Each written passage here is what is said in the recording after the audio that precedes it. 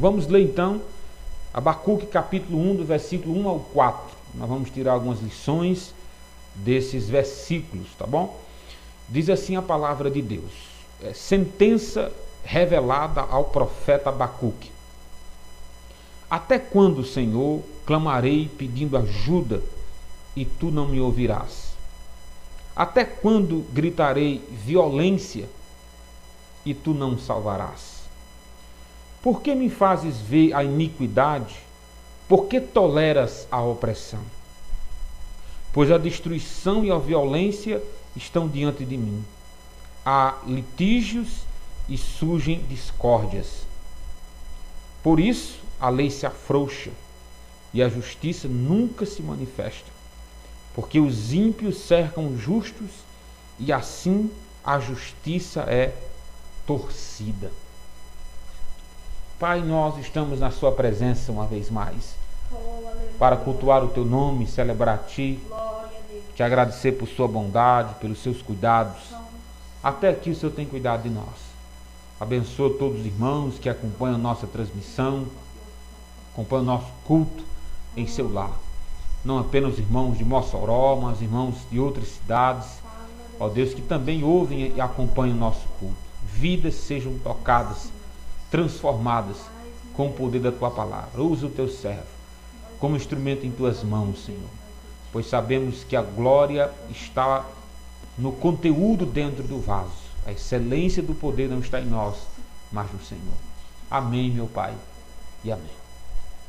Meus amados irmãos, antes de fazer a exposição desses 4 versículos do livro de Abacuque, é sempre bom contextualizar, saber em que época Abacuque profetizou, qual era o contexto político, social da época, né? E nós entendemos que Abacuque ele foi contemporâneo, ele viveu nos dias de Jeremias, né? E ele viveu nos dias de outros profetas também. O mais conhecido é o profeta Jeremias. Ele viveu no tempo de 2 reis. O rei Josias, ele conheceu a glória, ele conheceu todas as bênçãos que Deus fez na época desse rei, mas ele também viveu no tempo de um rei ruim, por nome Joaquim. Joaquim foi um rei tão ruim, mas tão ruim, que quando os babilônicos invadiram o reino, o reino do sul, que o reino do norte já tinha sido invadido, Judá, juntamente com Jerusalém, foi saqueada. E o rei teve seus filhos mortos, teve seus olhos vazados e foi levado como escravo para a Babilônia. Joaquim foi um rei que deixou que os ímpios prevalecessem sobre o seu conselho e a palavra de Deus foi desprezada. No tempo de Abacuque, ele presenciou a glória e presenciou a queda. Abacuque ele foi testemunho de um caos, não só um caos político com um rei ruim reinando, mas também um caos espiritual. Ninguém buscava Deus, ninguém temia a Deus. Na sua grande maioria, a idolatria tomava de conta e uma série de coisas ruins estavam acontecendo na época de Abacuque. Claro, ele se desesperou. O profeta Abacuque ele tem uma característica singular, coisa que nenhum outro profeta fez. Todos os profetas recebiam o recado de Deus e transmitiam à igreja, transmitiam ao povo de Israel, melhor dizendo. Eles eram a boca de Deus, Deus falava com eles e eles transmitiam a mensagem para o povo. Só que Abacuque não. Abacuque lia o que estava acontecendo ao seu redor e ia se queixar com Deus. Ele foi um profeta que se queixou com Deus. Aonde está Deus no sofrimento? Aonde está Deus nesse caos? Aonde está Deus com essa crise política? Abacuque foi um homem que teve coragem de levar até Deus tudo o que estava enfrentando, todos os seus temores, todas as suas angústias. E quando Deus o respondeu, aí ele passou para o povo a resposta de Deus. Mas primeiro ele foi até Deus questioná-lo, perguntar por que tudo aquilo, até quando Deus ia ficar em silêncio. Então vejamos, meus amados irmãos, as três primeiras crises que esse profeta enfrenta diretamente. Ele estava angustiado e ele diz 3 motivos da sua angústia. Lembrando que a temática de hoje é um homem de Deus em crise de fé. Exatamente, um homem de Deus em crise de fé. A primeira crise que esse homem enfrentava, angústia, está aí no versículo 1, ele diz: sentença revelada ao profeta Abacuque. A minha tradução tem sentença, outras traduções têm peso. Sabe o que é isso? Vem de responsabilidade. O profeta, ele sentiu o peso da mensagem que ele recebeu de Deus, das visões que ele teve de Deus, da resposta que ele teve de Deus às suas questões. E é interessante, irmãos, que Abacuque, ele não passou para o povo a mensagem que ele quis passar. Ele não era um profeta do caos, um profeta da circunstância. Ele era a boca de Deus diante daquela situação. Se Deus dissesse que viria prosperidade, ele falaria da prosperidade. Se Deus dissesse que viria castigo, ele diria que Deus mandaria castigo. Ele não tinha compromisso com a sua palavra. Abacuque foi um homem de Deus porque ele tinha compromisso com a palavra de Deus e não com a sua palavra. E ele entrou em crise porque a mensagem que ele tinha para passar era dura, era severa, não tinha alívio imediato para as revelações de Abacuque. Por isso que ele diz: sentença revelada ao profeta Abacuque. É um peso a pregação, é uma grande responsabilidade transmitir a palavra de Deus com fidelidade. Quando você não tem compromisso com a fidelidade escriturística, quando você não tem compromisso com Deus, temor a Deus, você vai mentir, você vai dizer o que quer, ler um texto, não tem compromisso com ele, e vai dizer aquilo que vem à sua cabeça. Mas como o profeta Abacuque temia a Deus, ele não tem compromisso com a sua própria palavra. Ele vai dizer o que Deus revelou, o que Deus colocou ao seu coração. Hoje, nós não temos mais esse privilégio de receber da parte de Deus uma mensagem nova. Quando eu digo mensagem nova, no sentido de revelação. Apocalipse, ele tem 22 capítulos. Deus não vai revelar o capítulo 23, o capítulo 24. Já está encerrado. O que Deus vai fazer hoje é iluminar. Quando você estuda a palavra de Deus, o Espírito Santo lhe ilumina para você entender qual é a voz de Deus, qual é a mensagem de Deus para o nosso tempo.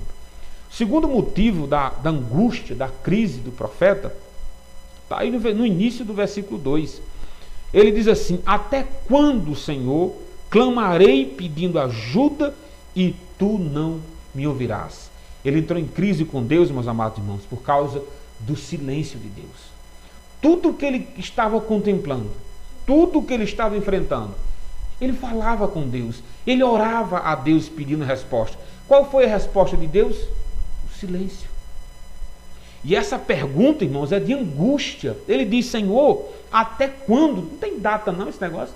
Eu estou orando, eu estou pedindo para o Senhor responder, eu estou pedindo para o Senhor entrar com providência, para o Senhor resolver o caso, resolver essa situação, e o Senhor fica em silêncio. O Senhor tem direito de ficar em silêncio, mas até quando? É isso que o profeta está dizendo. Mas até quando o Senhor vai ficar em silêncio diante de tudo que está acontecendo? Aí ele diz: eu clamei pedindo ajuda. A situação dele era essa: eu preciso de socorro, eu preciso de ajuda. E Deus ficou em silêncio. E isso deixou o profeta em crise. Terceiro motivo que o profeta Abacuque estava em crise com Deus, com sua fé, está aí, continuando a leitura. Ele diz: até quando gritarei violência e tu não salvarás? Se o primeiro motivo era o silêncio de Deus, o segundo motivo era a aparente inércia da parte de Deus, o aparente inação da parte de Deus. Era como se ele dissesse: Senhor, eu estou clamando, eu estou gritando, olha, tem violência, tem gente sofrendo, Senhor, e o Senhor não vai fazer nada. Quer dizer, ele está indignado com o silêncio e por Deus não está fazendo nada diante da crise instaurada em Israel. Lembrando que a crise não era só política, era uma crise espiritual, era uma crise social. A nação estava entregue aos ratos. Se o reino do norte já tinha sido subjugado, levado pelos assírios, o reino do sul foi uma questão de tempo, meus irmãos. Foi uma questão de tempo. Judá também caiu. E infelizmente também caiu por causa da sua desobediência. Mas só que o profeta está dizendo: Senhor, eu estou clamando e o Senhor está em silêncio. Eu estou gritando, é interessante isso, né?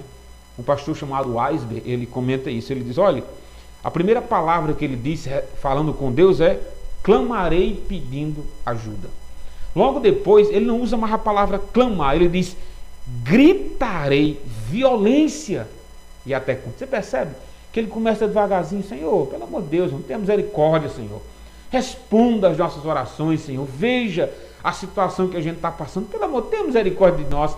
Aí de repente ele começa a gritar, ele se desespera, ele entra em crise. Quantos de nós não fazemos o mesmo?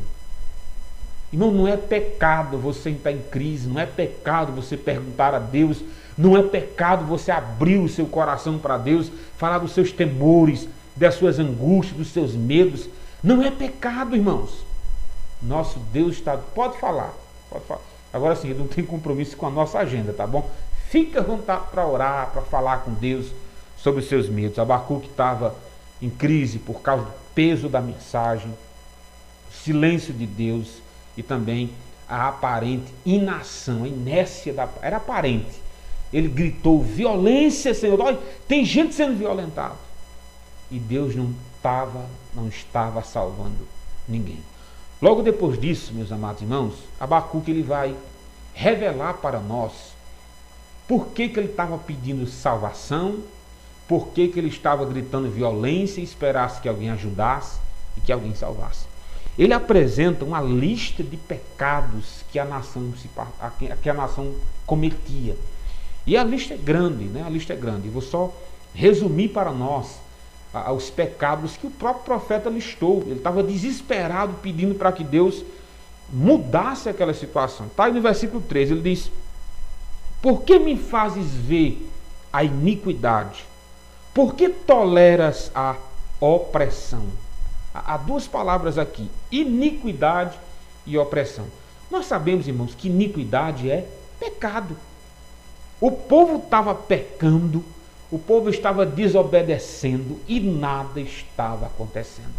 Você sabe quando Deus, sabe aqueles jovens inconsequentes, usuário de drogas, pega a moto e sai disparada, desrespeita a mãe, desrespeita o pai. E alguns dizem assim, mas rapaz, nada acontece, né? E alguns se acidentam e não acontece nada, é só um arranhão. E parece que o mal está prosperando. Né? Parece que o mal está prosperando. As pessoas ruins vivem igual uma tartaruga, né? Vive.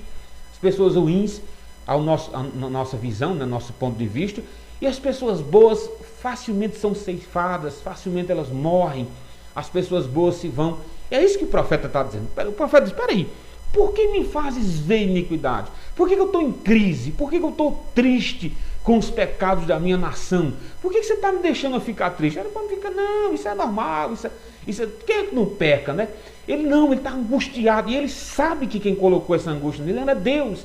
Era Deus dizendo assim, não se acostume com essa situação pecaminosa. Eu estou colocando essa angústia no seu coração para você não se acostumar com isso. Mas não era só iniquidade, não, era a opressão. A opressão é quando os poderosos veem uma pessoa frágil e usurpa isso, e aproveita da situação de fragilidade. Isso lembra alguma coisa, irmãos? Isso não parece com o que aconteceu no Brasil? Eram os pobres querendo comprar álcool em gel, eram pessoas simples querendo comprar uma coisa tão simples, um álcool em gel. O que aconteceu? Foi para 30, para 50 reais um álcool em gel. O que a farmácia, o que o mercado poderia? É simples. Limite a quantidade de venda por pessoa, para que o número maior possa ter, o preço seja o mesmo. Limite até a dosagem para que mais pessoas tenham. Mas não, houve uma opressão, literalmente uma opressão. Os ricos puderam comprar. E os pobres? Os pobres se virem. Então a opressão dos ricos e dos poderosos não é de hoje. E ele vê mais pecado. Ele diz aí, continuando no versículo 3, pois a destruição e a violência estão diante de mim. Irmãos, ele não estava vendo apenas a opressão, ele estava vendo a destruição da família, a destruição da sociedade, a destruição da ordem. Já pensou? A destruição da ordem. E ele viu tudo aquilo e ficava desesperado. Ele disse, Senhor, você não vai fazer nada. A violência galopante, a violência crescendo a cada dia, assassinatos, roubos. E esse povo vive muito tempo, os ladrões vivem muito, né? Pelo menos na perspectiva de alguns. E ele está dizendo, e estão diante de mim. Irmãos, os pecados corriam soltos. Sabe aquele pecado oculto, escondido? Não existia no tempo de Abacuque. Tudo era às claras, para quem quisesse ver. E ele estava atribulado, angustiado. Aonde está Deus que não faz nada com esse povo diante de tantos pecados? Aí ele usa a palavra destruição e a palavra violência. Estão diante de mim, estão pertinho. E depois ele diz mais pecados. Ele diz, há litígios e surgem discórdias. Ora, onde há opressão, né, o litígio, onde há suborno, onde há uma injustiça, com certeza, ele diz, haverá discórdia. Não havia paz. As pessoas não sabiam o que era respeito, não sabiam o que era tolerância. Lembrando que tolerar, meus irmãos, é aceitar o contrário, tá bom? Eu tenho o direito de discordar, mas não tenho o direito de colocar debaixo do braço e levar para cima e para baixo. A tolerância é quando você discorda com respeito, né? Com respeito. Eu não preciso mandar matar alguém que está em pecado. Eu posso dizer que está errado a vida de pecado. Só que no tempo de Abacuque, o errado era dizer que estava errado. Já pensou? O errado era você combater o erro. Ou seja, o certo era defender o que estava errado. Aí Abacuque diz, como é? Quer dizer que eu estou combatendo, eu estou dizendo, Senhor, olha o que está acontecendo diante desse povo. Ele diz, há litígios e surgem discórdia. Cada dia mais era inflamada a discórdia e a opressão no meio de Israel. E para quem ele está direcionando isso, irmãos? Estava direcionando a Deus. Estava direcionando a Deus. E ele continua. Qual é a causa? Irmãos, o que acontece com um país onde a violência não é punida? Onde a opressão acontece e não existe punição. O que acontece com o país? Ele vai dizer, a consequência de um país que abraça a iniquidade, que desrespeita a Deus, está aqui, está no versículo 4. Por isso, é a consequência, por isso, a lei se afrouxa e a justiça nunca se manifesta. As observações aqui sobre a lei se afrouxa e a sentença nunca sai, porque havia suborno, os poderosos cometiam injustiça e a lei ficava frouxa. Sabe aquela lei que é severa para uma pessoa que rouba uma galinha? Se o cara rouba uma galinha, aí é preso, vai para a cadeia, não tem boquinha não.